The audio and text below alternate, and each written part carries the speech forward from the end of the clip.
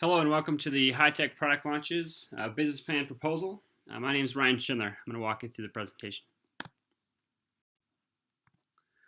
All right, so first I'm going to start with the overall problem. And this was the driving force to the creation of the device, um, the recall, as I call it. So I'll start with arriving home. As I come home from work, from the grocery store, just being out, I'll do the same thing every time, right? Humans are creatures of habit. When I come in to my front door through the garage, I'll press the button on my car to open that garage. I'll come in, I'll unlock the door, hard with whatever I'm carrying, and then I'll turn on the lights, the same lights every time. I have two labradoodles, which are very excited to see me and very impatient, so I'll let them out right away so they can run downstairs and outside. Then after I'm a little more settled, I might turn on the TV. I might fill up a glass of water, turn up or down the thermostat depending on my comfort level and how it is outside. I'm from Colorado, so it gets very hot, very cold right away, and there's no warning. So I'm always changing that thermostat and turning on the gas fireplace to heat the house if I need to. So I do all these things every time. I'm a creature of habit, so is my wife. When my wife comes home, she has a totally different routine. And of course, if I'm sitting there, watching my TV show, sitting in a nice, comfortable house, all those settings will get changed immediately as soon as she walks through the door. And the recall makes it easy because my presets are different than her presets, right? And the way it's done, as I alluded to, is this device that I called the recall. So it's a key fob that's smart home compatible that enables pre-programmable commands to be sent when entering through the home through Wi-Fi and Bluetooth to customize for an individual's preference. This is done through automated integration. So everyone has smart home devices, or if you don't, surveys show that you will in the future. We're moving that way to everyone loves their Alexas, their Google Homes, all these devices that turn on lights, turn off lights, and allow you to interact with family outside of the house. Everyone has these devices, and they have an innate trust of those devices. So this recall key fob integrates all of these brands through off-the-shelf software. You can mimic a voice command, which are clunky, hard to get right sometimes, and sometimes kind of awkward.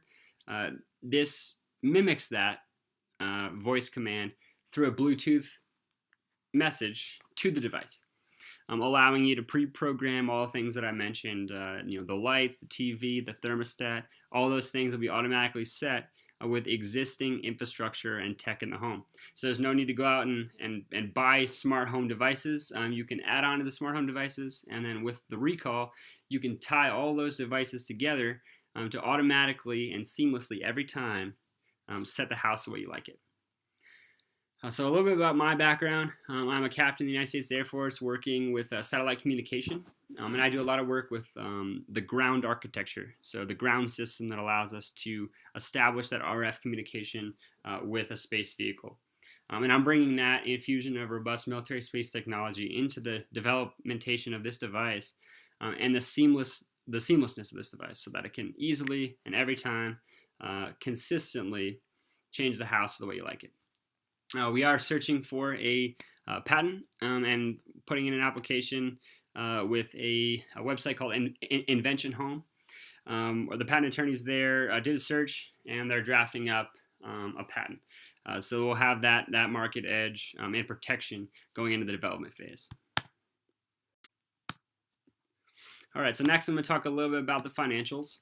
With the Abrams financial model, based off a 2023 market share of 1.2 million and an average fee or average cost of the device being about $50 after its development and production, we estimate that in the first year we'll see a revenue of $137,000. Again, these are projections, but based on the grounded truth of the Abrams financial model.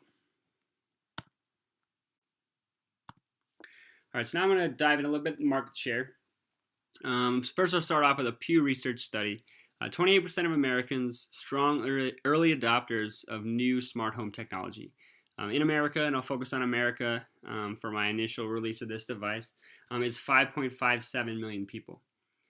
So that's a significant number that are early adopters of the new stuff. And with a growth rate of 31% based on International Data Corp Smart Home Device Tracker, we're seeing that the overall market share of 109 million Americans, in this case, living in a house with smart home tech.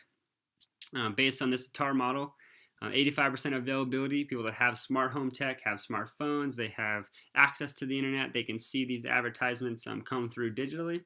And about a 40% awareness based on our marketing. We estimate that 868,000 people might be interested in adopting this technology and simplifying their smart home devices, integrating them in this one key fob. I'm going to talk a little bit about competition next. Some of the strengths we have, I mentioned that patent search and application, and then the infusion of robust military technology that myself as a designer and inventor bring to the table. Weakness, lacking a household name. So no one knows what this is. There's always people that are leery about wireless technology in the home, albeit listening or being hackable. This device utilizes the existing tech. So if people trust Alexa, they trust Google Home.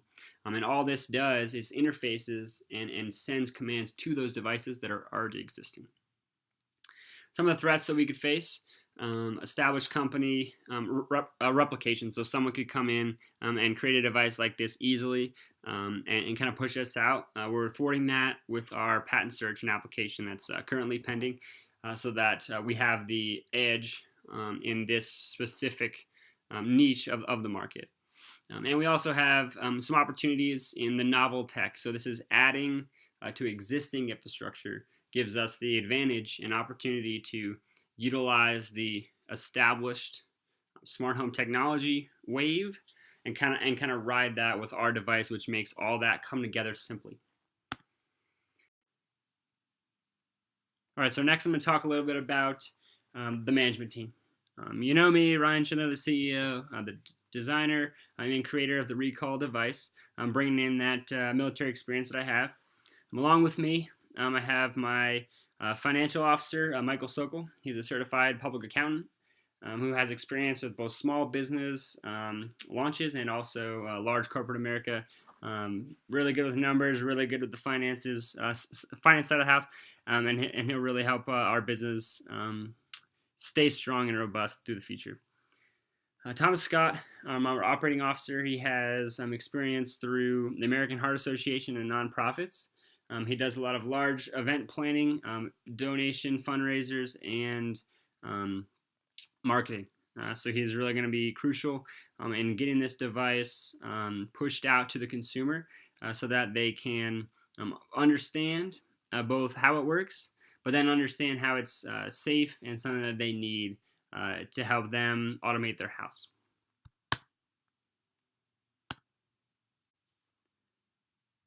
Now I'm going to talk a little bit about the financials again.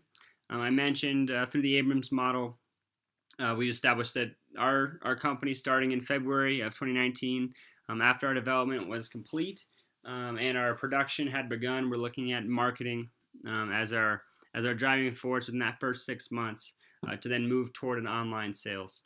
In that 6 months, we have a marketing regimen through our COO, who will be able to start up and market for direct consumer selling online.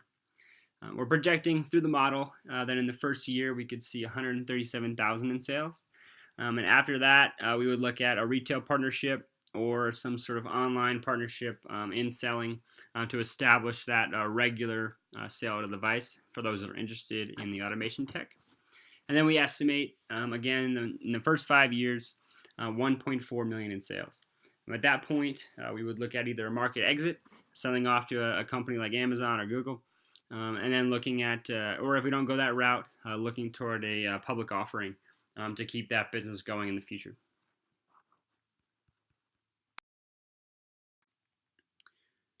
All right, so here's the mock-up of the device. It's small, it's sleek, it fits in your pocket. When I talk about the adult version of head, shoulders, knees, and toes, because I just did have a baby boy, is glasses, wallet, keys, and phone. So every time I leave the house and every time I come back, I'm searching for my glasses, making sure I have my wallet, my keys, my phone. And I do that every time without thinking. This device will then take those keys, which you have every time without thinking, and set your house to the way that you like it without thinking. I liken this to a seat position recall device. I had an older BMW which had it. You stuck the key in the ignition. It would remember where my seat was. It would move my mirrors, set me up exactly as I left it.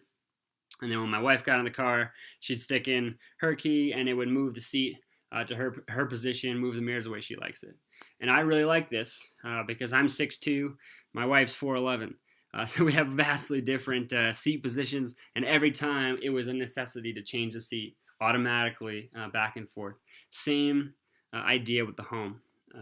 The settings that you create with the recall device are the same every time. Creature habit coming home will set that house the way you like it, and then allow you to set preferences and prioritizations for when someone else comes into the home with a recall device, what will change and what will remain the same.